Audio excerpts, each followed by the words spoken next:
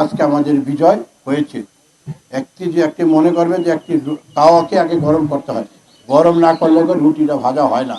তো তাওয়াকে গরম করছি বিএনপি, আমরা আন্দোলন সংগ্রাম করেছি, ছাত্র এসেছে তারা, আমি তাদের আন্দোলন সংগ্রাম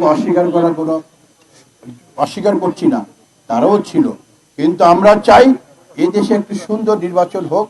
মানুষের যে আশা আকাঙ্ক্ষা, মানুষ যে অধীর আগ্রহে বসে আছে যে নির্বাচন কবে হবে, মানুষ কিভাবে ভোট দেবে, ভোটাধিকার, সেই ভোটাধিকারের জন্য আগামী ডিসেম্বরে, আপনারাই বলেছেন এই অন্তর্বর্তী সরকার, ডিসেম্বরের মধ্যে নির্বাচন, অবশ্যই ডিসেম্বরের মধ্যে নির্বাচন হওয়া উচিত। আর না হয় আমরা বিএনপি থেকে 16 তারিখে প্রধান উপদেষ্টার কাছে টাইম চাওয়া হচ্ছে, উনি 16 তারিখ দিয়েছে। 16 তারিখের পর থেকে আমরা কর্মসূচি দিতে বাধ্য হব যে নির্বাচন অতি শীঘ্র দিতে হবে। কারণ মানুষের যে অধিকার, মানুষের যে দাবি, কারণ বিএনপি সবসময় জনগণের পক্ষে কথা বলে, জনগণের পক্ষে থাকে। যখনই জনগণ সুযোগ পায় তখনই বিএনপিকে ভোট দিয়েছে।